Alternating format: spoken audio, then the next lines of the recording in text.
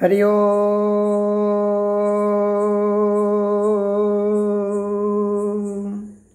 हरि हरि ओम श्री गुरु पुनः ब्रह्मदेवाय नमः।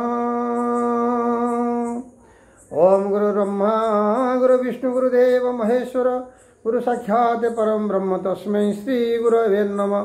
अखण्डमण्डलाकारं व्याप्तजेन चराचरं तत्पददर्शितं येन तस्मै श्री गुरवे नमः।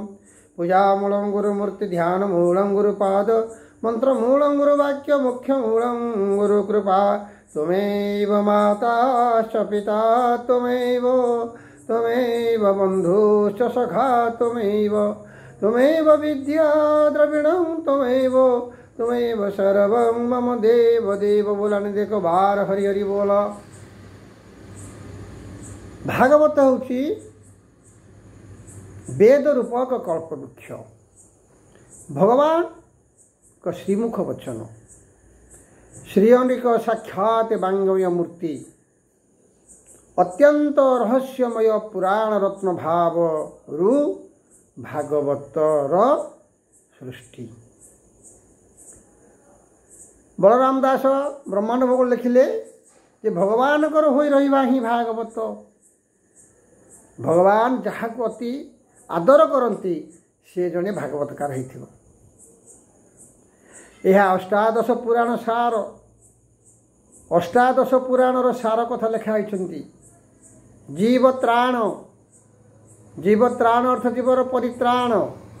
भगवान अवतार नियंती परित्राणय साधुनं विनाशाय च दुष्कृतं गीता कहती। जेते बेले साधुसंत मानक कष्ट आसे धर्म संकुचित हो जाए। यदा यदा हि धर्मस्य ग्लानि भवति भारत अभ्युत्थानम धर्मस्य तदात्मनु सृजाम्यहम्।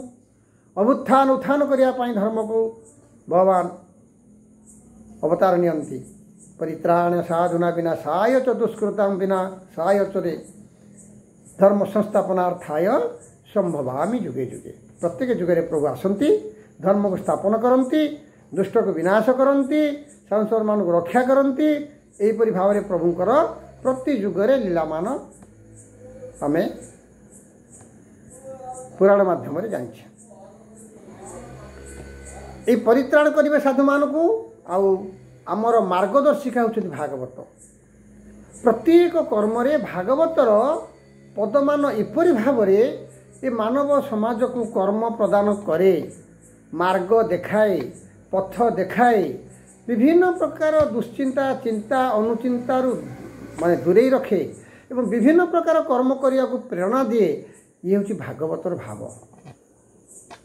तेणु आउ कौन करे ना ये गोटे माने मार्गदर्शिका। पुनि धर्म ग्रंथ, जो ग्रंथ माध्यम रे आम परिवार भितरे, आम संसार भितरे, आम समाज भितरे ए मर्त्य भुवन रे आमे अमर हो जिबा।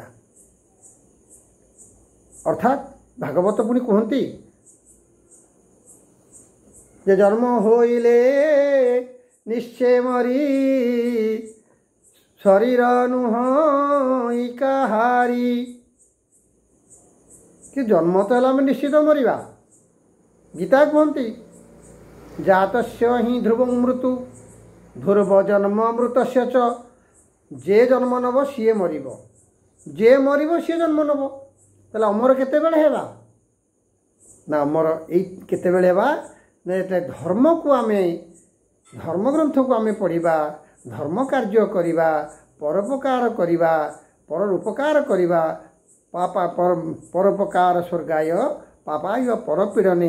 जेतेबेले एहीपरि भाव रे आमे भागवत को पढ़ी शिक्षा लाभ करवा सेतेबेले आमे अमर हो जिबा।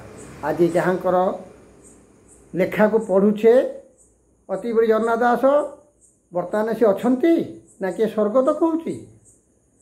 तांकर मर शरीर कुआड़े गला आमे भी जानिने, किंतु तांकर बाणी आज सारा मानव समाज पाई अग्रदूत भाव रे कार्य करुछि। आस से धर्मतत्व से भाव लिपिबद्ध होता भागवत को आज आम कौन करवा ना एपरी एक भाव भागवत रेखा जे प्रत्येक रसर मधुर आस्वादन मनोज्ञ परिप्रकाश आपणकर जेपरी भाव मन हो बा जेपरी भावुंट जो प्रकार भाव भावुंट ना कहीं आपण भागवत को पढ़िले से प्रकार भाव आपण निश्चित भाव मार्ग पाइबे मार्गदर्शिका परा मार्ग पाइबे। भागवत गोटे रसाल जेपरी गोटे रसगोला रखा आज्ञा रसगोलार तार दिग पूर्व पश्चिम उत्तर दक्षिण तल उपर मझी जेकोसी जगार आप खाइबे गोटे रस बा गोटे स्वाद से रसर गोटे स्वाद आप सब जगह पाइपर।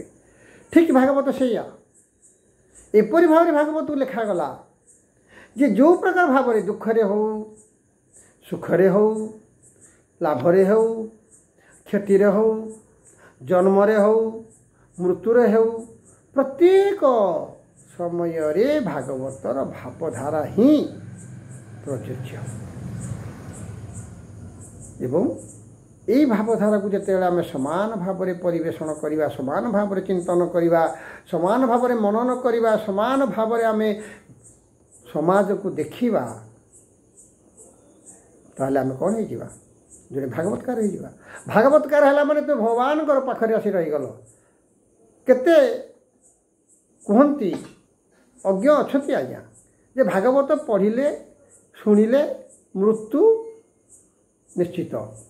अरे ये कि नुआ कथा आज्ञा गीता कहते जन्म हेले मरिब मरिले जन्म हब जावत जन्म तावत मरण तावत जननी जठरे शयन पुनरपि जन्म पुनरपि मरण पुनरपि जननी जठरे शयन यहीपरि भाव में भागवत कहते आम भी निश्चय आम अनुभव कर बापा थे जेजेबापा थे सी चलीगले आम भी चली आम पुओ जन्म है सी ता पिला जन्म ता यहीपरि चली जुग को जुग यही मत परमानंद ए जगत ताहले भागवत पढ़िले कौन मृत्यु हो भागवत पढ़ले मुक्ति कौन मुक्ति आज्ञा मुक्ति अर्थ मृत्यु नुहे मुक्ति अर्थ संसार जंजाल भितर आम जो रहीचे ए तेल ऋण संसार भितर रहीचे ताको किपरि भाव में परिचालित करवा किपरि भाव में परिचालित कर सुंदर संसार टे तैयारी करवा ये है भागवतर कथा मुख्य सबु गुड़िक माने कर्मर जो आम रखीचे कर्म विभिन्न प्रकार कर्म आम करुचे जन समाज जन्म नहीं